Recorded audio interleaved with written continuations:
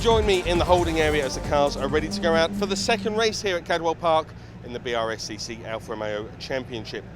Tom Hill, pole position in the twin sparks.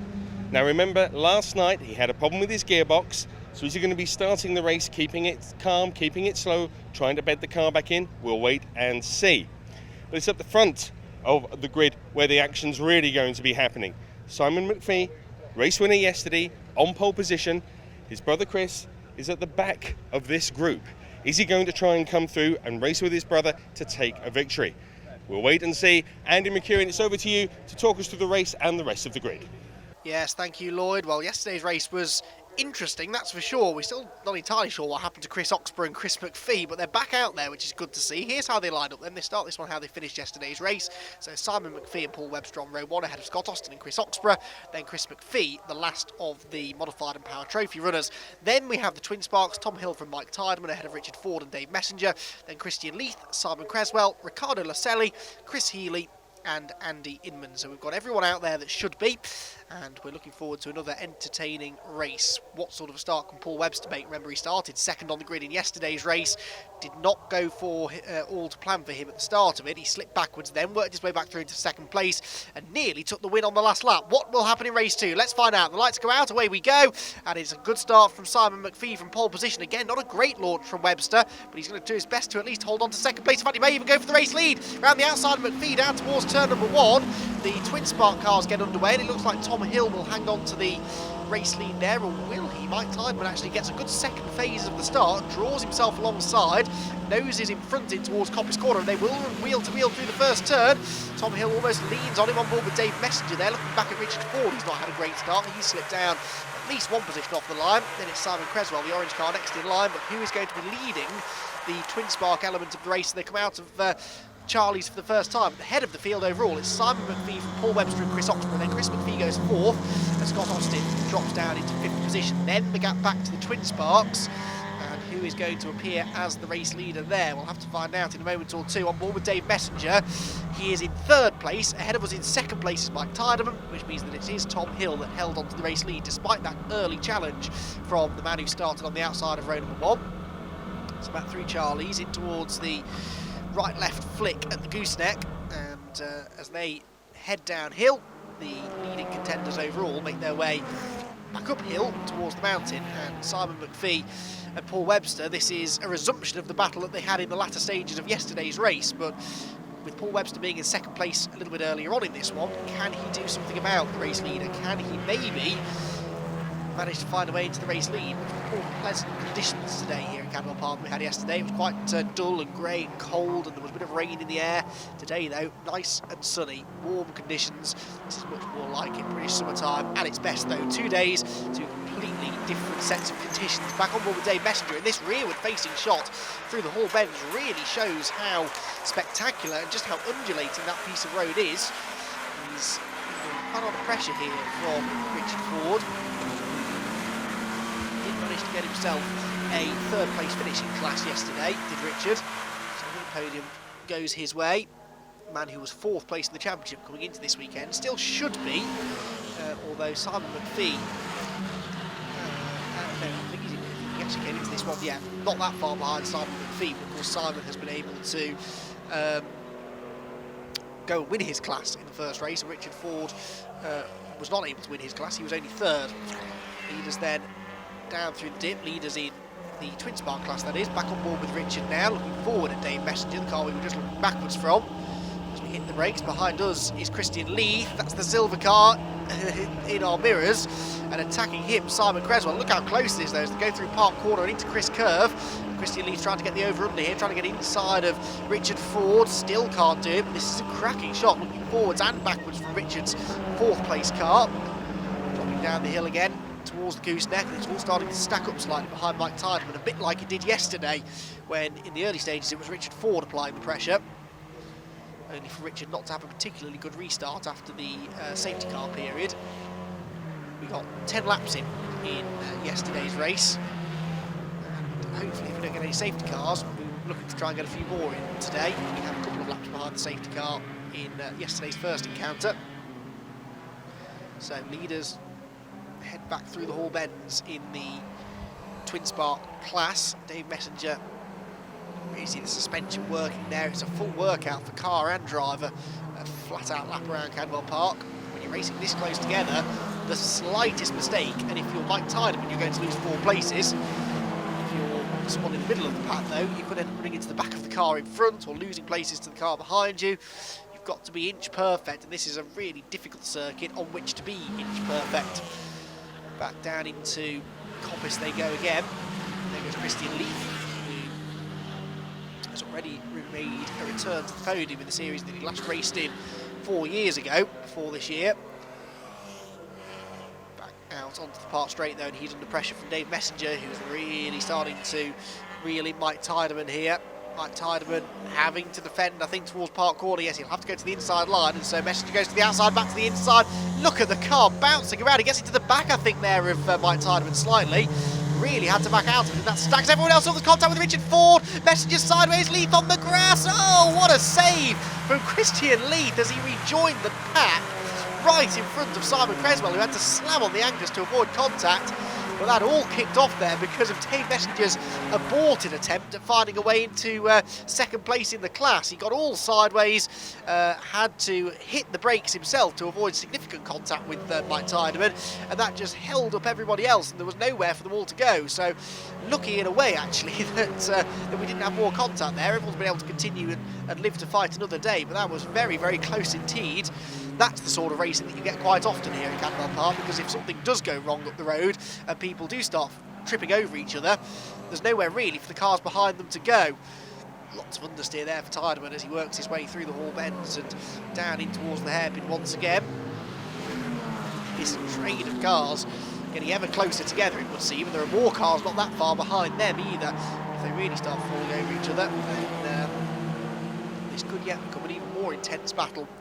Back with the modified and power trophy cars. Chris Oxborough there, the white Alfa Romeo 75 is the only modified car on the grid. And then Chris McPhee, early, well, these two, remember, were battling for the race lead in the early stages of yesterday's race before both mysteriously vanishing up at Charlie's on the 3rd lap of the race. And Oxborough still ahead of Chris McPhee at this stage of this race, running in 3rd place there this time around. You see the leaders just off up the road, still Simon McPhee leading from Paul Webster. And then Oxborough and Chris McPhee dicing away for 3rd position, and Chris McPhee much quicker, and that's what we were seeing yesterday. He was much quicker through the corners, but then the Alfa 75 is still fairly potent in a straight line, and so it wasn't a particularly easy job for Chris to find a way through. In fact, he never did find a way through before they went off, so what could he do this time around? Down towards the mountain they go, and that part of the circuit, Ox proceeds to pull away. It does seem to be the gooseneck though, where they're struggling a little bit, or where Oxborough is struggling a little bit, and where the Abarths seem to really be excelling. With the twin spark category, Dave Messenger, been a busy old race for Dave. He still hasn't found a way past Mike Tyderman, but he's still also trying to defend from Richard Ford, who's squirming around under braking in his rearview mirror. I really do enjoy this rearward facing angle from Dave Messenger's car. He's just focusing a bit more on defensive than attack though at the moment, and making a couple of mistakes like that won't be helping either. And so Tyderman is just starting to pull a small gap over him. Creswell there at the inside of Christian Leith. That's a robust move. Bit of contact made at the hairpin. Leith gets elbowed out onto the grass. Well, you can overtake at the hairpin, but it almost always results in a little bit of contact, and this was no exception. And so, well, Creswell goes through, and I don't think Christian Leith will particularly have appreciated that one quite as much as we did, maybe. But good to see that the move can be made even at the least likely of points on the circuit. So Simon Creswell will be ruining that bad start in race 1, because he started race 1, remember, fairly well up the grid, slipped down the order slightly off the line, and has never really been able to bounce back from that. It's just taking a bit of the pressure off Messenger, who's closed back in on Mike Tyderman now as they go down through the dip on the Park Straight. That is anything but straight. Big kink to the left, and then you brake just as you crest the hill, so you can almost see the corner that you're starting to brake for, but only just. Silver car stays in front though of Dave Messenger, who looks the quicker of the two, just hasn't yet been able to find a way through. Back on board with Dave, silky smooth on the steering wheel, it has to be said. Quite often we see drivers pedalling their way around Cadwell Park and they're soaring at the wheel to get the car to do what they want. I suspect that's maybe what Mike Tyderman is doing, because that car is fishtailing all over the place, and Messenger can see that, and he knows he's faster, but he just cannot prise the door open. Gets a good run out of the Gooseneck and Mansfield. Tried to get to the inside. That path was blocked. Goes back to the outside as they go underneath the Cadwell Park bridge. And still Tiedemann hanging on. As they disappear from view. He defends the inside line, but it's relatively easy to defend around here because it is so narrow. He's a bit slow over the mountain though. Messenger looks to the inside down towards the Hall bench. You really can't overtake through there though. And Tiedemann knows it, slows the pace back down again. And of course, as soon as that happens, that reapplies the pressure onto the tail of Dave Messenger. Simon Creswell tried to do the same thing there to Richard Ford as he did to Christian Leith a lap ago, but Richard was wise to it. You can see what happened a lap ago and moved over to defend just in time. This is a fascinating race. I did say at the start of the weekend, twin spark cars tend to produce the closest racing, and this is just how close it can be. Back across the line they go, 2nd, 3rd, 4th, 5th and 6th places, as close as that, and still Mike Tiedemann is resisting the pressure from this man Dave Messenger, who has still got Richard Ford breathing down his neck, almost within touching distance as they go through Charlie's that time. In fact, I thought they maybe were about to make some contact then, but they just about stayed away from each other. Back onto the park straight now. Again, for the rearward facing camera, look, you can really see the elevation change there as they just climb uphill and then leap out the other side of it. Richard Ford looking to the inside line there as they went in towards the braking zone, but I don't think he was quite close enough to make a move work. Checking back in with Paul Webster, still running around in 2nd place, following Simon McPhee, the race leader. And Simon is looking fairly comfortable in this one. In fact, he looks more comfortable in this race than he did in yesterday's race when Paul Webster only really arrived on his tail in the last couple of laps. Well, we are only about halfway through this race, but nonetheless, he's looking a little bit more settled in the race lead this time around. Is Simon McPhee. The fight for 3rd still raging though, with Chris Oxborough, the modified class car, barely in front of Chris McPhee, but then we'll watch the straight line speed comparisons that come out onto the straight. The Abarths may be very good through the corners, but they're not the fastest through the speed traps. And look at the way that Oxborough just launches away from Chris McPhee, who will then spend the rest of the lap trying to regain the time that he loses in the first sector, where we've got the fairly long pit straight and the even longer drag up the hill, but he's up the inside anyway. And well, it didn't take him a lap to get back onto the tail of Chris Oxborough. He's already gone through as they came through the second half of Charlie's. I don't quite know what happened there to Chris Oxborough. Is he running into some sort of a problem, I wonder? We do have to question whether that's the case, because the cars suddenly seemed to slow through the middle of Charlie's. I know we've been saying the Abarths are a bit better through the corners, but that was excessive, surely. Well, McPhee has gone through anyway, so both McPhees at the moment are in podium positions, but now that he's free from following Chris Oxborough, can Chris McPhee do anything about the race leader, I wonder? Well, there is Chris, three-wheeling his way through Gooseneck, already getting away from Oxborough. You do sense that over a lap the Abarth would be quicker. Although, of course, in qualifying yesterday, that wasn't the case. It was Oxborough who was on pole position, and the McPhees shared the second row together, and they were a couple of seconds off the pace, but that often seems to be the case. I don't think they really focus that much on qualifying the two McPhees. I think they realise that they've got the pace to work their way through to the front, regardless of where they started. Even if they started right at the back of the Power Trophy field, they're still going to be top 5 or 6. So, in a way, I think they focus more on race setup and making sure that the car's going to last the distance, which is always important in any form of racing, just Alfa Romeo Championship racing. That Abarth really does look very nice, doesn't it, as well? One of the newer shaped cars on the grid, and the oldest car on the grid, the Alfa 75. Chris Oxborough looking equally as racy. And that's not so racy though, and that's Mike Tiedemann. Mike Tiedemann, unfortunately, from 2nd place in the Twin Spark class, is pulling into retirement. That is such a shame, because we've been enjoying that sensational battle that he's been having with, well, just about everybody, really. And unfortunately, the number 15 car has met a rather smoky end. So just on cue, just as I was discussing reliability and mechanical dramas that can sometimes plague cars in this championship, one that does befall the car of Mike Tiedemann. This is the fight for the overall race lead though, and Simon McPhee is not running away with this one by any stretch of the imagination. Paul Webster staying with him as they head through the Gooseneck for what is the 7th time of asking, excuse me. And Simon McPhee approaches the yellow flag zone, which of course is where the stricken car of Tiedemann is, and I wonder how long that car is going to park on the side of the road. Will it be removed before the end of the race? There is Mike, who frustratedly climbs out of his rather battered number 15 car. It must be said that's from an earlier incident in the previous race, I believe. Here come the leaders though. nose to tail once again. Abarth from Alfa Romeo, both of these cars running within the Power Trophy class, so a class victory would be equally important for the pair of them. For Paul Webster, well, he lost a few points to Tom Hill in race number 1 because Tom won his class, the Twin Spark Cup, and the Alfa 156 running within the Power Trophy of Paul Webster was only second in class, so he lost a few points to Hill. He also lost some points to Simon McPhee, who is inching ever closer. He was some 13 points behind Webster coming into this weekend. He won't be 13 points behind now because he beat him in race 1 and he's trying to beat him in race 2, so it is all quite tight at the top of the championship table. These two both in the championship hunt, not only for the overall title but of course also for the Power Trophy Championship. So it is important that Webster tries to get those points back from Simon McPhee if at all possible. But again, a bit like we saw towards the end of race number 1, he can catch McPhee, but every time he gets close to him, they seem to reach a sequence of corners that suits the Abarth, and so the gap widens once again. So back down through the gooseneck, and all 4 wheels on the ground that time around was Simon. As he drops down into Mansfield, still yellow flags out at this part of the circuit, and possibly even an extra set of yellow flags there, I thought, than the ones that we had last time around. We know why they're there. It's because of that car there, Mike Tideman's, which is parked at the side of the road in what is potentially a dangerous position. Back through towards the end of another lap though, Kumar leading 2, and you do sense that if we don't see a mistake from Simon McPhee, I'm not entirely sure where Paul Webster is going to make his move.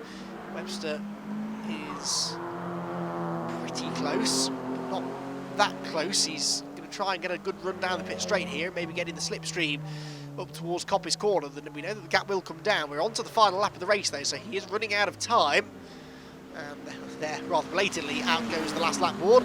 Here, in the Twin Spark Cup, the battling is still going on though. This is for second place now, of course, between Dave Messenger and Christian Leith, who only a few laps ago was down in 6th place in the class, but he's got back past Richard Ford. Simon Creswell appears to have dropped back fairly significantly, so it's game on now for second place between these two.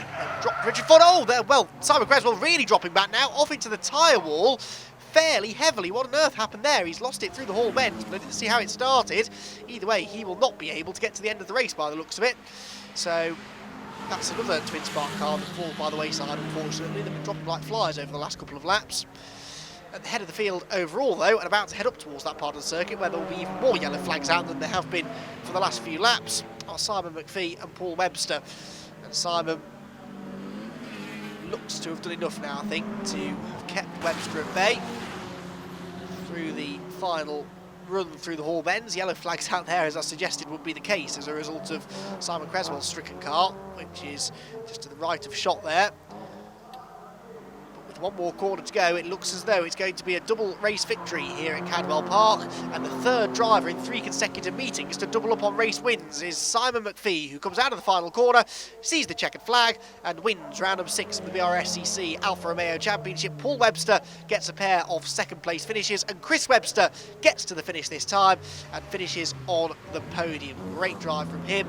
Chris Oxborough is going to come home in 4th, rounding out the top 5 will be Scott Austin somewhere, although, in fact, no, I think he's dropped back behind Tom Hill, we're hearing, late in the going. I think Tom Hill has, in the lead of the Twin Spark Cup, been able to get himself ahead of Scott Austin. Let's wait and see. We're waiting for those cars to come back through at the end of the race. There they go, and yes, Tom Hill is next, so Tom Hill will win in the Twin Spark Cup. Flashes the lights, a double race victory for him, and that is a perfect points haul because he sets the fastest lap in both races, as well as 2 pole positions and 2 race wins, and so he will extend his overall championship lead. There's Scott Austin, who gets to the finish at the back of the Power Trophy rankings, and there Dave Messenger holds on to second place in the Twin Spark Cup.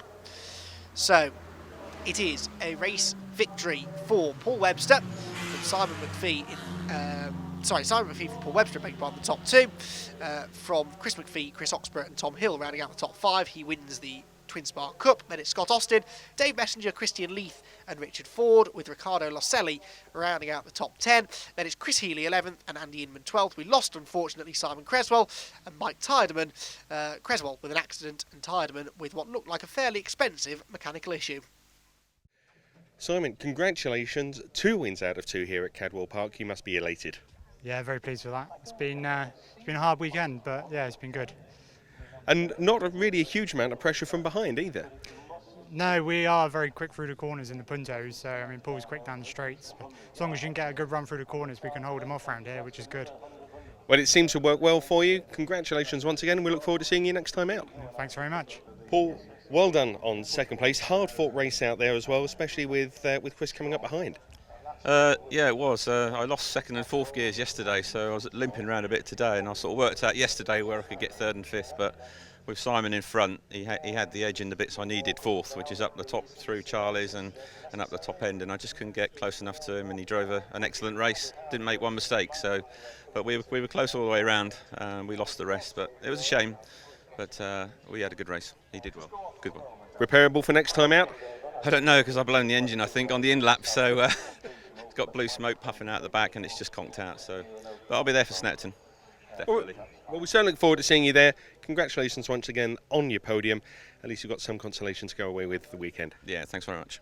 Chris, congratulations on third place, but a really tough race for you coming through the field. It was, yeah, very tough. We had bad luck in the first race where I lost my brakes, causing an incident, and yeah, we got it all sorted overnight and back out to give it a run today, and the car went well. It was very hard, but yeah, we got there in the end. You're certainly right on the back of Paul, closing up to Paul. Do you think with another couple of laps you could have taken him? Possibly. I seemed to ray them in, and then all of a sudden they pulled a few cars again, but if I got the job done earlier, then possibly. But yeah, it just wasn't to be. Looking forward to the next race? Yeah, hopefully. There's a few issues to iron out with the car, and then yeah, should all be good for then. We'll look forward to seeing you next time out, and once again, congratulations on your third place. Thank you.